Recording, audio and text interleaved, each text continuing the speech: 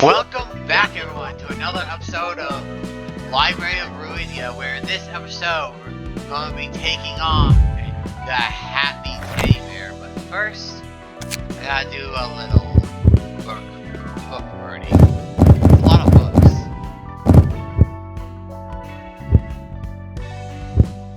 Book of Julia. Book of Sam.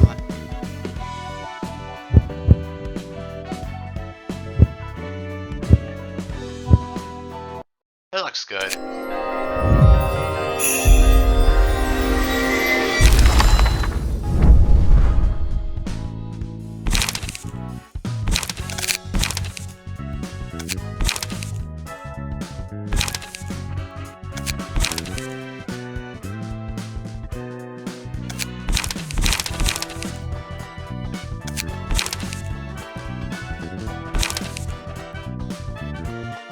All right.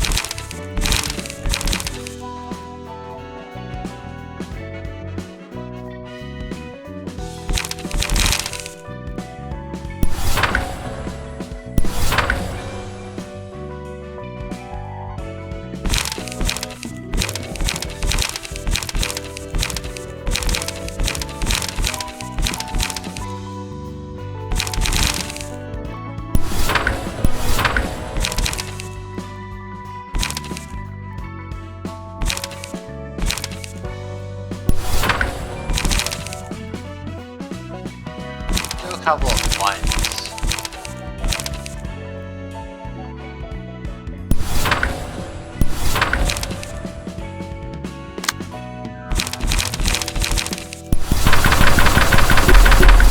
Wait, do they not have outfits?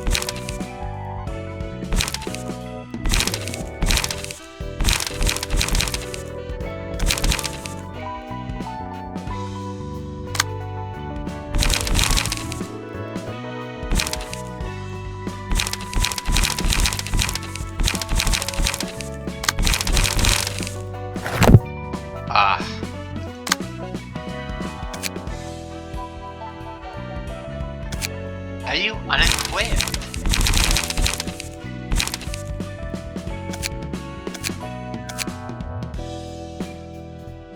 Oh, there's a lot of filters here.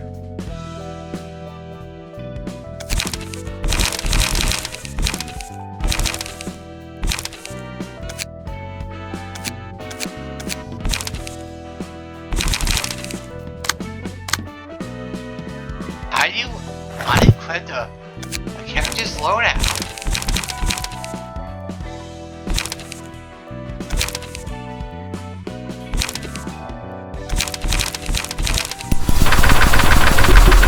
Might as well avoid his equipment and get the cards back before I... That way I'll have all the cards when I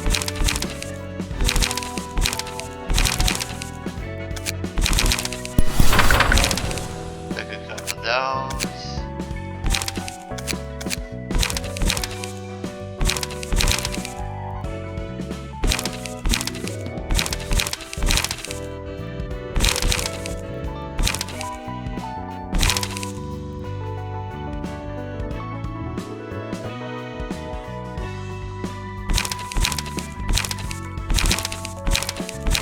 Three to five, 3 to 7. Maybe I'll take one of those.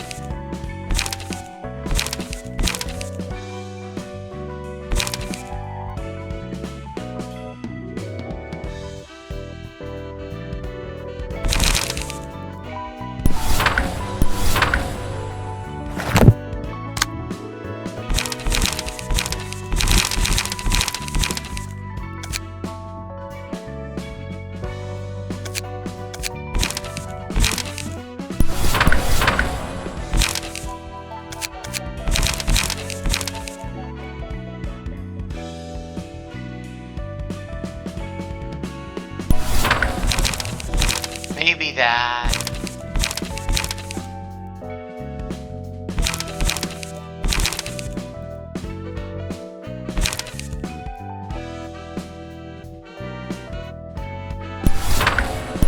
Maybe that.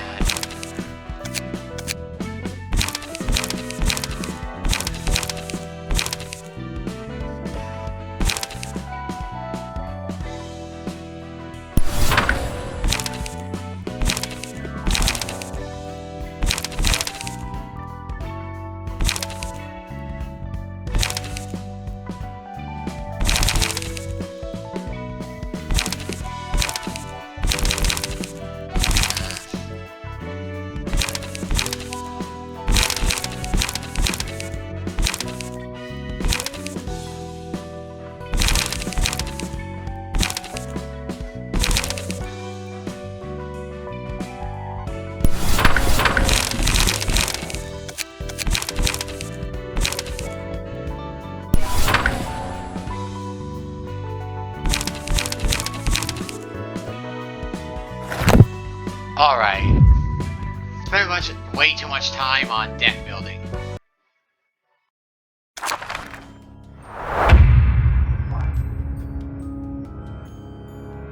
That thing loved to play with people. Right, hugging was his favorite thing, wasn't it? It feels refreshing to see you again.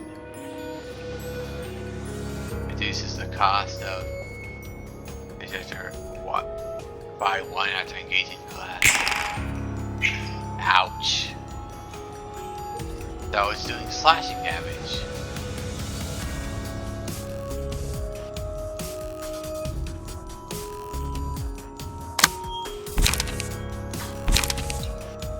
Okay, 4 to 6. I know I'm taking my chances.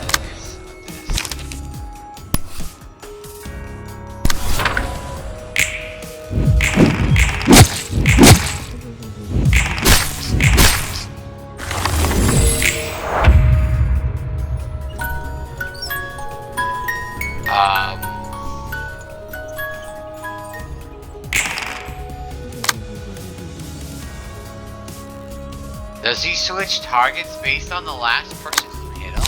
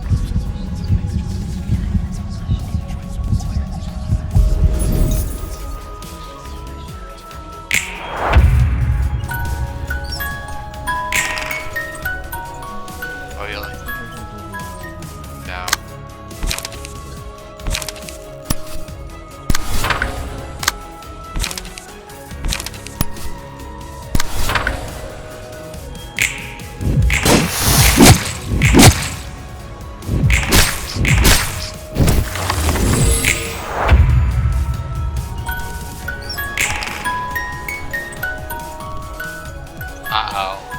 What, 30?!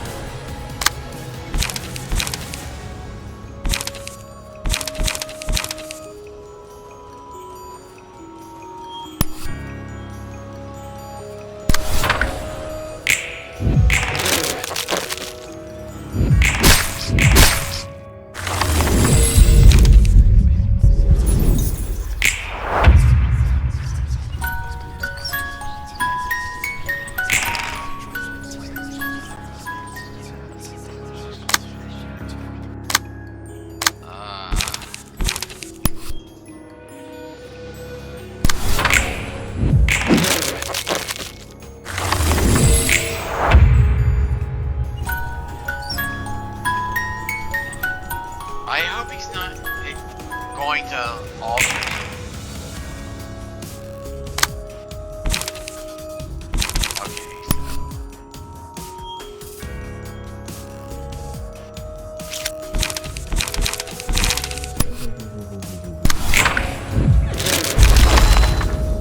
Oh.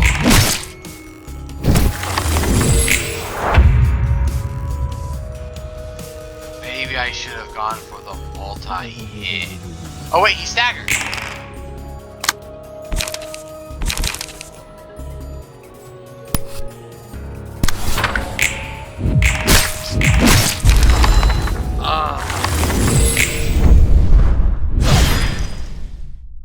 Suppression complete.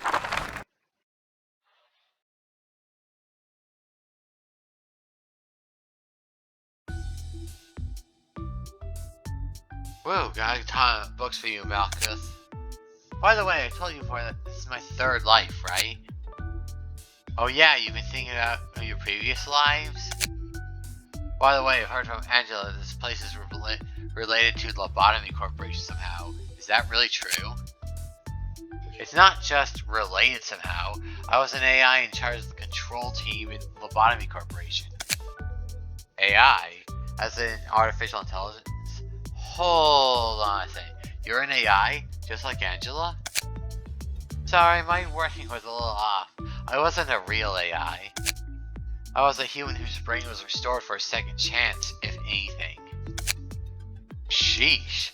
I was worried for a second this place violated the AI even more than just one time. The heck, it could come burn this place to the ground at any moment if that were the case. You mean the institution that manages the city? Yepper, that head. They usually like to stay off of the client. When they do have work, they're scarily thorough and quick about it. Or so I've heard, you know? You're so casual, aren't you? I thought we were having a serious conversation here. Oh, whoops. Sorry, I've gone through all kinds of stuff, so my priorities tend to be a bit unusual. Not like I was trying to ignore what you're saying or anything, Malkuth. I'm sorry if I made you feel bad. You have a rather unique personality, Roland. It's all part of my survival strategy. Anyway, back to your past. You said you used to be the boss of the control team back in the Lobotomy Corp, right? That's right, and now I'm in charge of history here, as you can see. I started out by tracing back in my own history, very, very slowly. Would you like to have a listen? Not a big fan of long, convoluted stories. Hey, don't be such a mood killer. You're supposed to agree here. Well, why bother asking if you're going to tell the story anyway? You know what? You got me there. That's one thing I never... why is it I always got some kind of...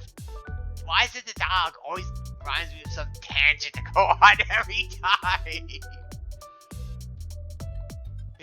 That's always a train here, but anyway, like, it just reminds me, like, I don't understand some games that, like, give you the illusion of choice only for it to either never matter or become relevant later, or they give you two options to pick from, but only one matters, and the other one just loops the conversation until you pick the other one.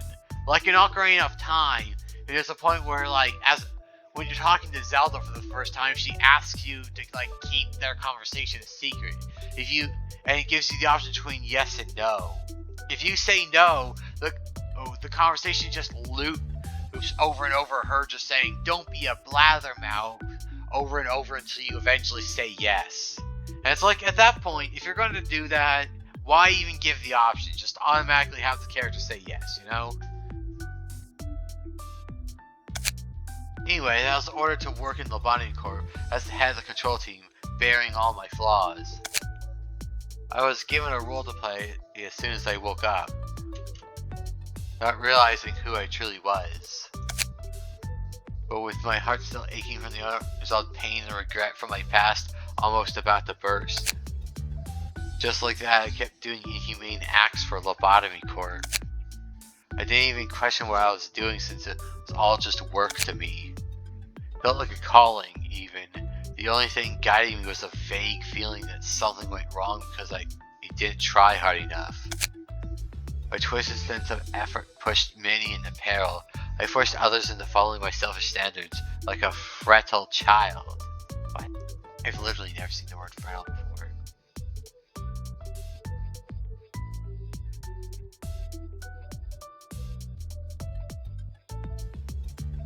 Fretful. Feeling or expressing distress or irritation.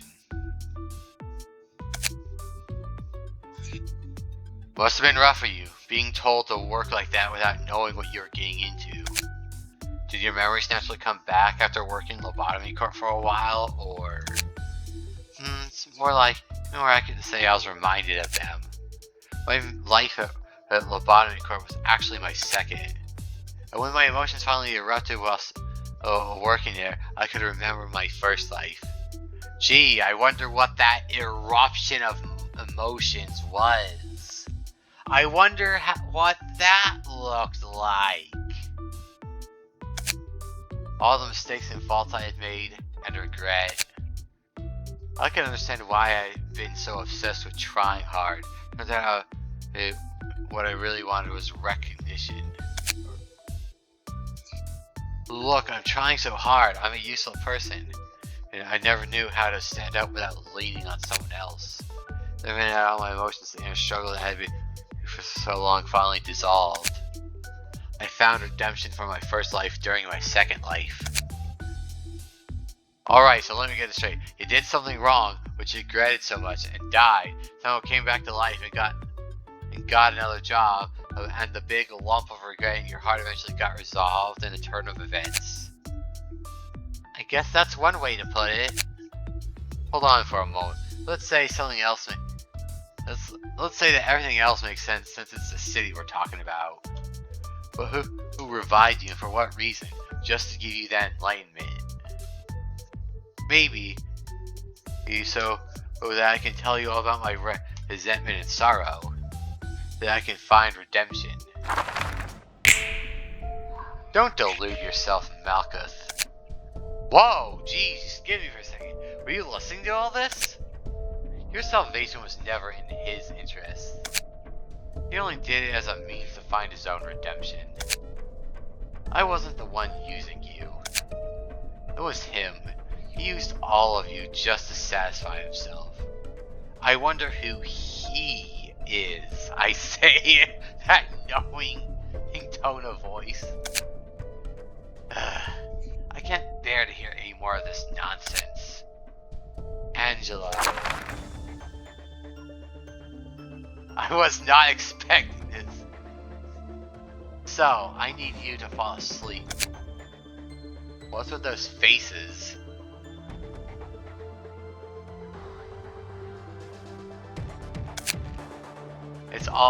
It's the rest you all longed for. We can't let you do that. We worked so hard to make this happen. Worked hard? How funny. Would you really call what you've done work hard?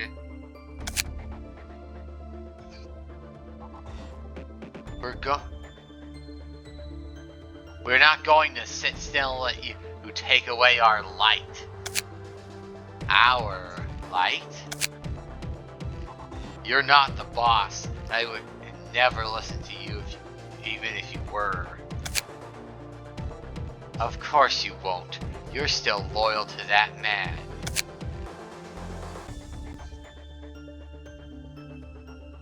I won't let you rob me of the meaning I finally found. No one is by my side as I expected. Do not feel so lonesome now. It's weird, Bina is talking, but she's practically the only one not on screen.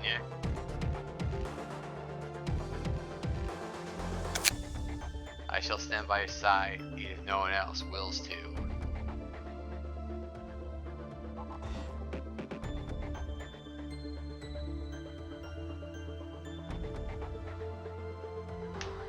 So weird that goes to show that that all the characters are their loyalties are towards the manager or A from the original Lobotomy Corp instead of Angela.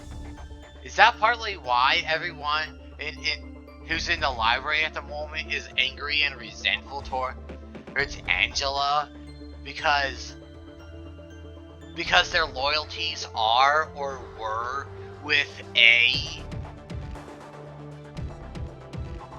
And Angela, in her failed attempts to turn them around, when she got rid of A, took control of everything, and is forcing all the remaining people to work for her under forced coercion, and that's why everyone's angry and resentful. Because they were never loyal to her, and she disposed of the person who they were loyal to force their coercion. Well, except for Bina, apparently.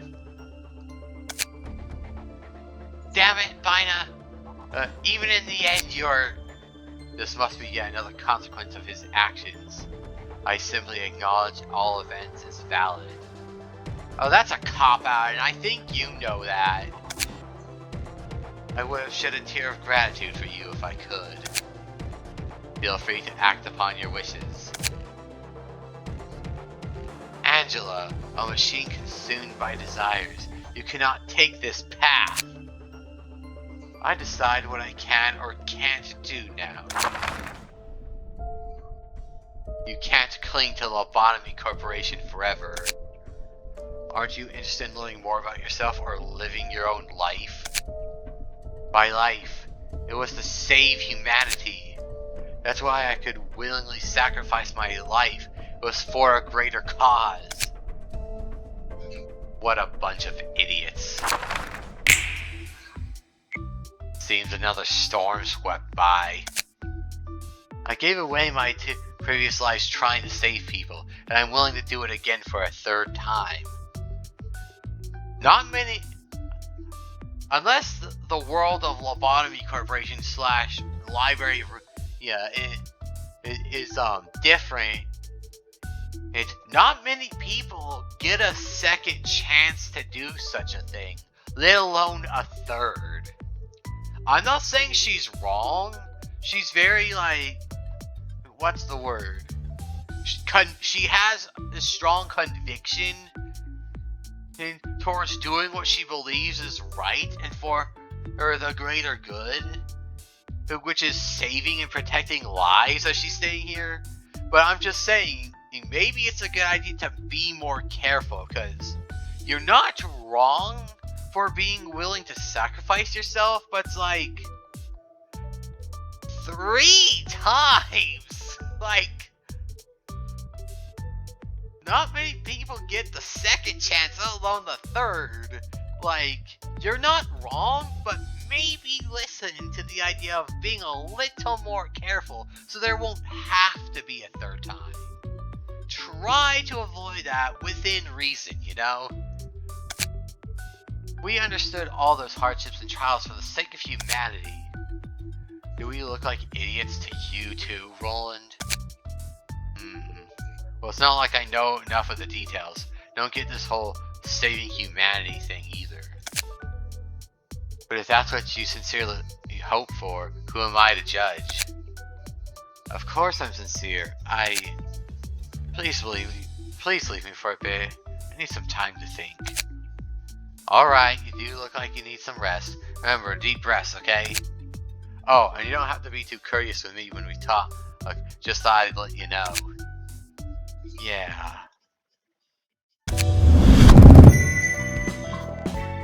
Well, an assistant walk in, you can now have access to new abnormality pages, devotional 3.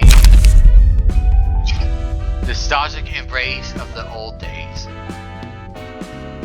Upon winning a class, deals bonus stagger damage equal to the dice's value at a 20% chance. Clashing against the same target multiple times will increase the likelihood. Teddy was hugging someone tightly. Teddy loved hugs, but something was odd. Happy memories. That's funny. The first picture is him like crushing someone in a hug, and the second image is him being hugged by a girl. Happy memories. Single out like this. The comment page with the highest cost in hand is chosen. Excludes on play pages. The comment page with the highest cost. Using pages of the same name will decrease the cost of every copy of that page the character currently owns by 1. So, does that mean pages that are marked 3 can be reduced to 2? 2s are reduced to 1 and 1s are reduced to 0? But you see, Teddy never wanted to be severed from its owner ever again. Display of affection. Single ally, all dice gain 1-2 power in a clash. All dice lose 1-2 power in one-sided attack.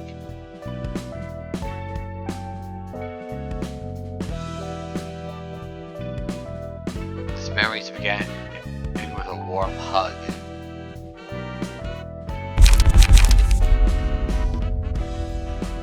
So that third card, it comes off as this card here. It kind of comes off as situational. It encourages his getting into clashes with an enemy at the cost of punishing you for not being in a clash. Unless I'm misunderstanding it.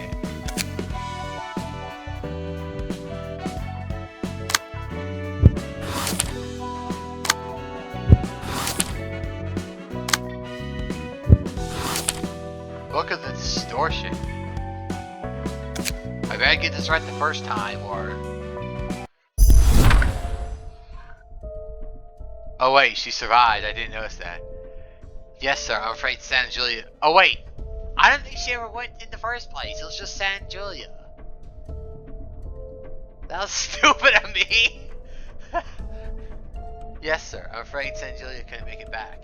Requesting additional support. Isadora, what do you think the purpose of the library is? The information we've gathered so far is the accumulation of knowledge. Accumulation of knowledge, you say? The library simply offers a deal. It has no influence on the outside world. It only rewards or punishes those who have entered. It rewards success, and it punishes failure. The winner can get the books they want, and the loser becomes a book in the becomes a book that the library wants. Any linkage to the distortion phenomenon? That is unclear, sir. But my instincts suggest that it has to be related to the phenomenon somehow. And why is that? The invitation to the library, its books, and the beings called librarians that reside there. All elements of the library similar to what we've seen of the distortion. A common feature is that it's impossible to observe them so they're constituents or components. We cannot carry out a comparative analysis because of this, but this inability to observe itself can be considered a common trait. It's not like you to make such baseless claims, is it? Section 6 will not needlessly obsess over the library. There is simply too much uncertainty for us to recklessly jump into the case. This Y Association gets hundreds of requests every day. A fair number of them are allocated to us at Section 6. I'm sure you understand that your claims are not compelling enough to make us give up all these requests in favor of the library. I am aware, sir. And yet, here you are, requesting additional manpower for investigating the library. Are you sure you aren't simply using the alleged linkage to distortion as an excuse to get your revenge on the library or to retrieve the books of your colleagues? There's kinda gotta be a point where like this cycle of failing revenge it's gotta break. Like, what's her name? Lana or Luna or what? Lula or whatever. She comes back looking for revenge because we killed her friend Mars. And then San goes and starts asking. He comes back with reinforcements from the Zwei organization because he wants revenge on the library for killing both Mars and Lula. And now she's going to the people above her to ask for reinforcements so she could get revenge for turning San and Julia in the books. Well, of course we are assuming that she's out that revenge is one of her motives, which technically hasn't been established yet, not even implied. Most of God is him accusing her of it. Even as we speak, syndicates like the Carnival are chewing up people's guts out in the open, and the likes of the musicians of Bremen are making modern art pieces out of innocent civilians. And yet there are more sane individuals looming over the city, no? Who and our duties to protect our clients from such shade in the city, is it not? You're right, sir. No, hold on. I want to go back. What's this carnival? I'm like, that's like carnival of cannibalism. What's this musician in Brahmin musician group making art out of people? Like, what? Can we focus on that? Remember the slogan of our association? Your shield, sir. Exactly. Our role is to be a trusty shield for our client. So don't put down that shield without good reason, got it? You may leave now. Will do. Isadora? Yes? Did you happen to put this invitation in my drawer? No, sir. I haven't received any new invitations yet. What is the current risk level of the library? It's currently resting at the urban legend class, slowly rising with every new report. Now I see. The Book of Distortion, is it? They've been using irresistible bait like this to attract their victims, haven't they? Things went rather smoothly thanks to your book. It's not something you could get from any of the guests we've had so far. I simply offered them on what they need the most at the moment. I am better than any at understanding the situation at hand and coming up with an appropriate response.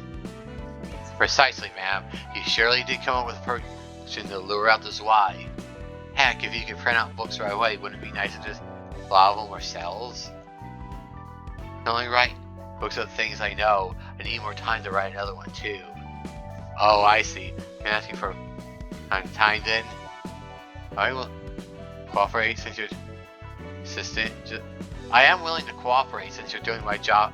Your job as my assistant. Just don't pester me too much. Sure thing, ma'am. A mere servant such as I wouldn't dare commit such atrocities bothering her mistress Angela. Oh no. Do you think this will work out well?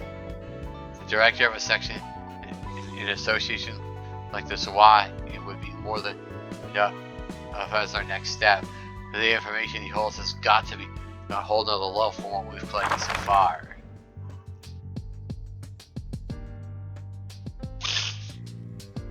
It's been quite a while since I worked in the field. You haven't had any field work in a while too, no? You're right, sir. If we can get this case resolved, we can finally get out of Section 6. It's nice to finally be finally collecting information about the distortion directly from the source instead of having to get my hands dirty engaging with those lowly syndicates. Neither of us should run Section 6 for the rest of our lives, wouldn't you agree? Yes. We can have revenge for your colleagues, get a lead on the distortion phenomenon, and aim for a higher position all at the same time. How fascinating is that? Everything seems to fall into place too conveniently. You know what they say, when something looks a bit too good to be true, it probably is. Greetings, dear guests. I am you must be Angela, Director and Librarian of Rule's namesake, right? I just find if I say that phrase so much that the game itself is like kind of making light of it, making a little fun of it. Indeed, it's just as you said. I've seen reports about you, but is it true you are a machine, not a human? My, staying quiet won't hide it, girl. Machine must behave as a machine. You make quite a huge deal out of your library. It's rather troublesome that non-human like you cause a fuss this big, you know? Sir, I don't think we should provoke her any further. May you find your book in this place.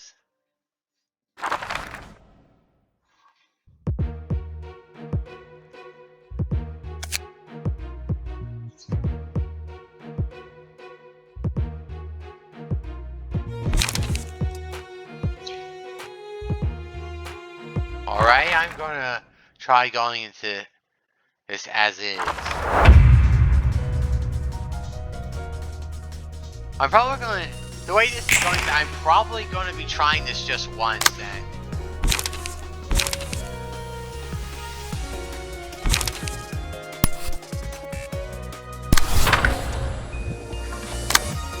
Well, and if I end up losing, regardless of success or defeat, I'm probably gonna be ending the episode after this.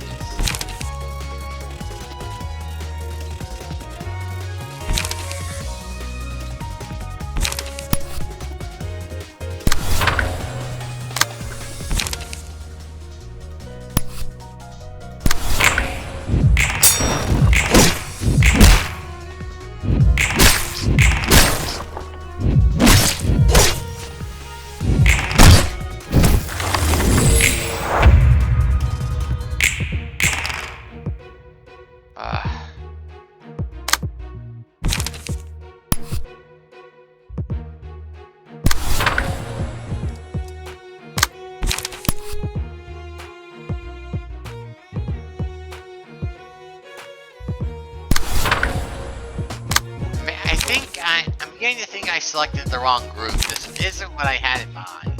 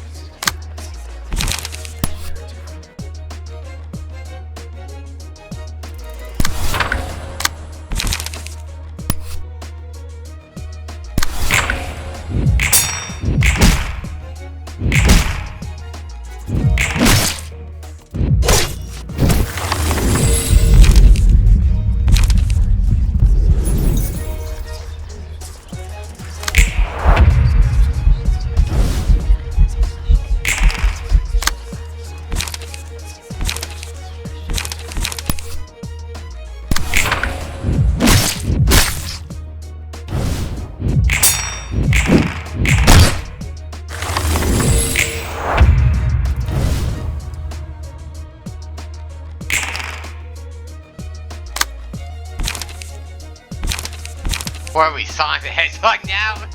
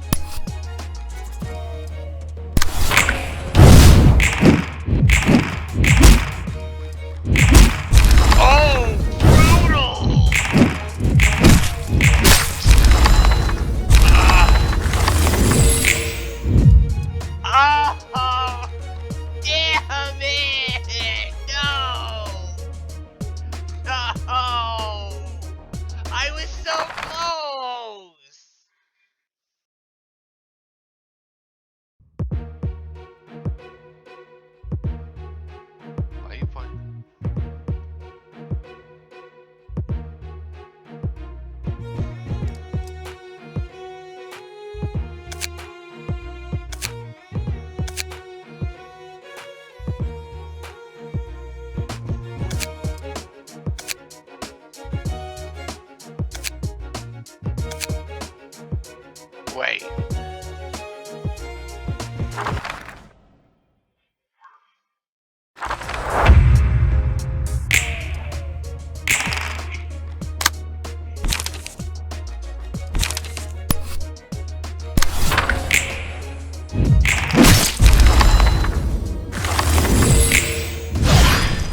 What?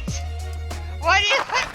I thought I only got to choose one class, and then if I lost, that's it. I didn't know I get to select a different group.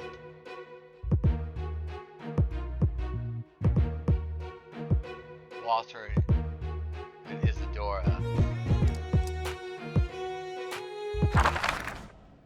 Oh, I forgot to equip the third guy.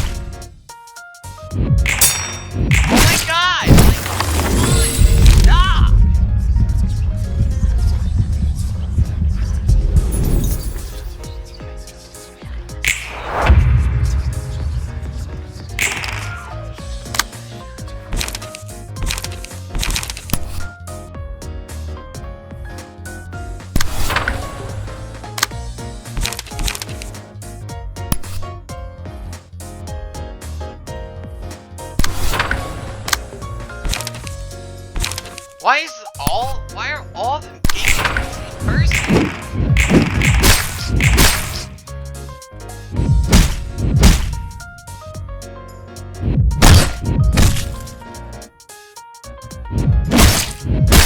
He's already staggered, stop!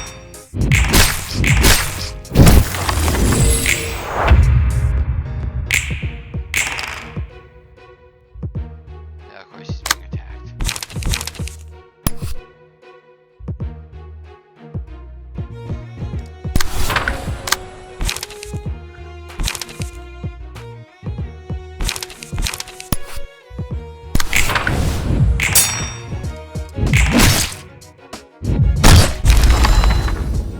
There goes the guy I never put gear on.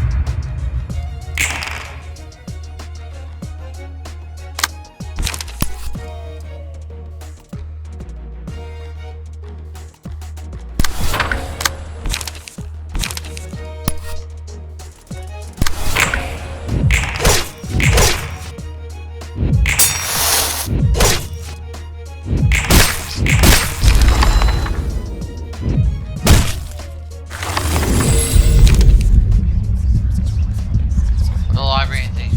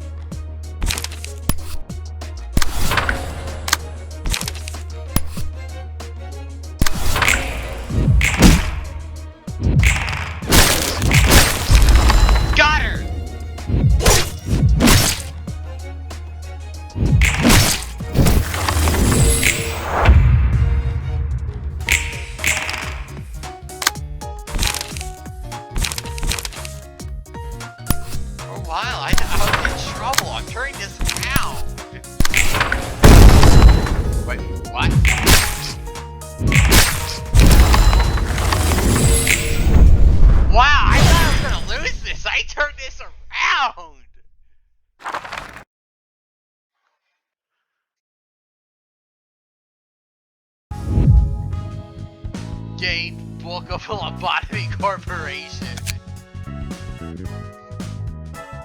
How many Falcon is the last one standing?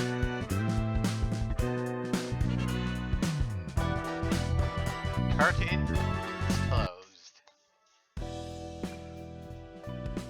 What does it mean? What does it mean to behave as a machine? Boy, not that topic again. Someone I used to know would love to say that phrase. Like I told you before, making machines with emotions or sapience is forbidden, even if one were to be made to head alongside the ethical implications and all that. That means that they decided on a solid answer for the long-standing question, how is a machine with emotion different from a human? Their answer being, even a machine carries emotions and intelligence, and is nearly identical to human in every aspect. It is still a machine by birth. Machines should always be below humans.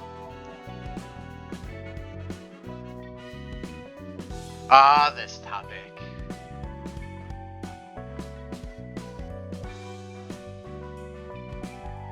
The way I see this is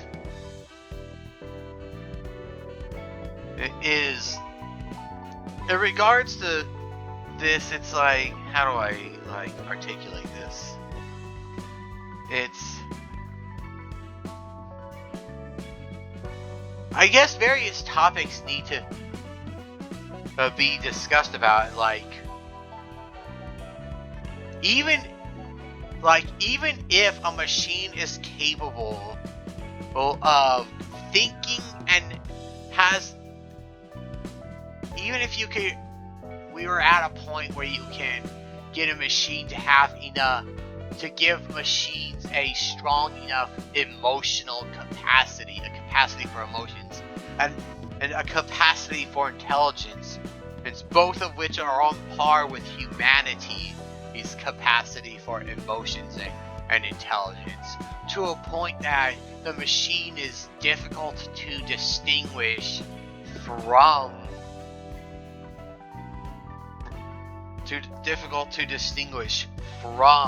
a human being. It's like, on one point, yeah, this is a fair point. A machine is a machine. A machine is always a machine, even if it's capable of acting and thinking and emoting like a human.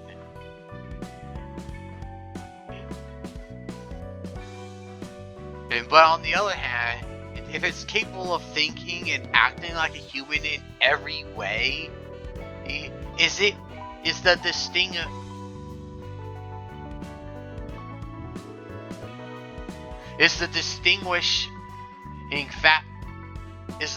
distinguishment even worth making? Is there even a point to distinguishing it? Because, deciding that there's no point in like treating a sapient machine differently from a human and is pointless. It's still a machine.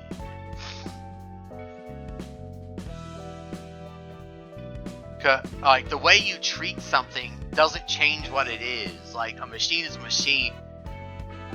And even if it can act like a human. Angela is a machine.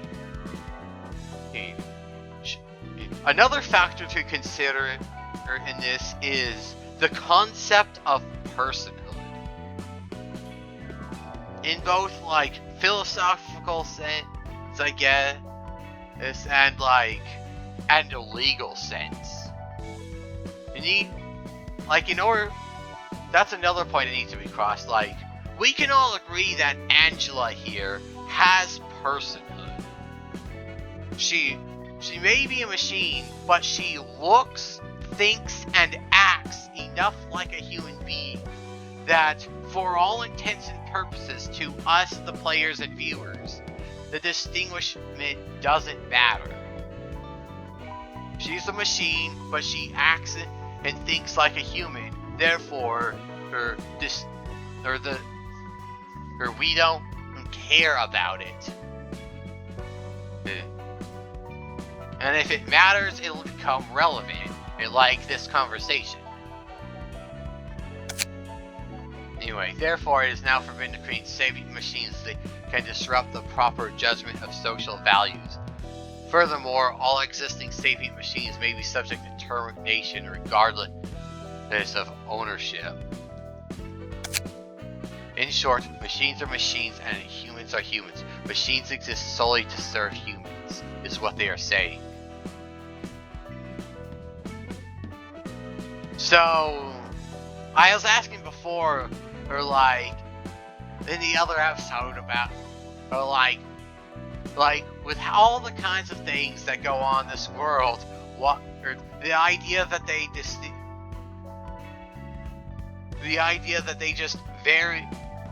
just randomly like outlaw and make outlaw the concept of sentient or sapient machines and make them illegal just felt arbitrary, and the game just comes in and answers it here.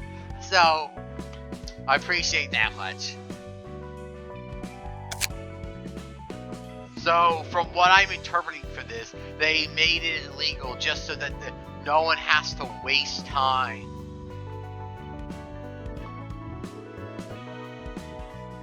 Just so that they don't have to waste their time with...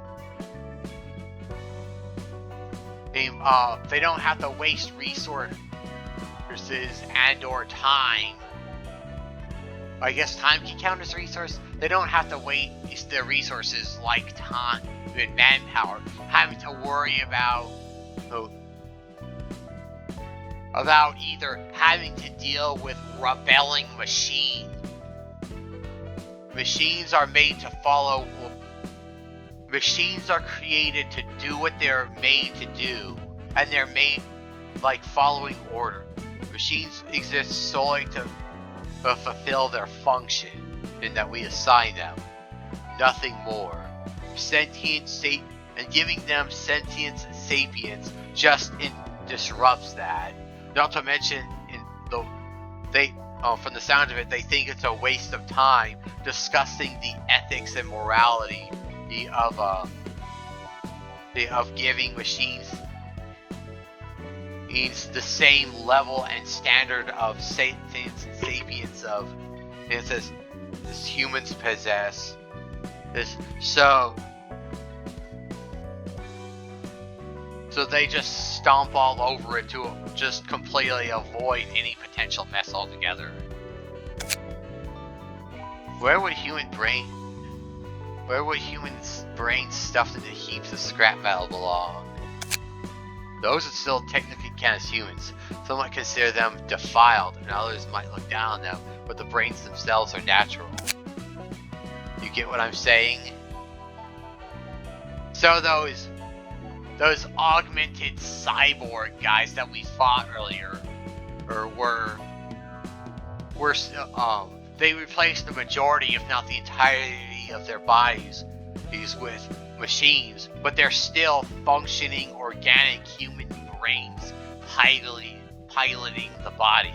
So no matter how metallic they are, they're still on some level technically human, and thus it's going to be categorized as humans. Okay, what about an electronic copy of a human brain? That would be a machine, since it's not born human. To be frank, I don't really get these standards either. An electronic copy? First of all, that reminds me of Cortana from the Halo series.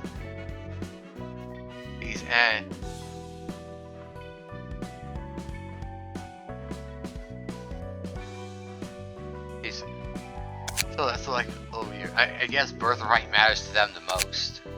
Maybe it's the defensive reaction born out of the urge to preserve humanity as a species.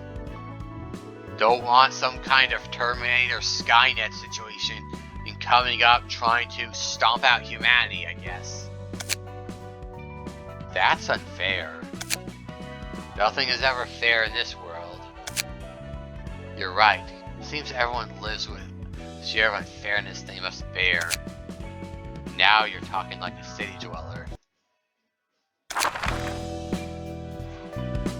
Alright. All around. Oh yeah, how fake that he shows up in that. He's like the technology. The library that's like dedicated to like technology or so. And he's the one that gets the robot. Fitting. But anyway, I think I'm going to end it here. Thank you so much for watching. This has been there you go, I almost called it Lobotomy Purpose. This has been Library of Ruina. Thank you so much for watching. And comments are always appreciated.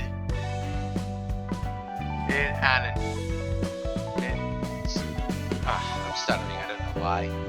But anyway, thanks so much for watching, and until next time, I'll see you guys around.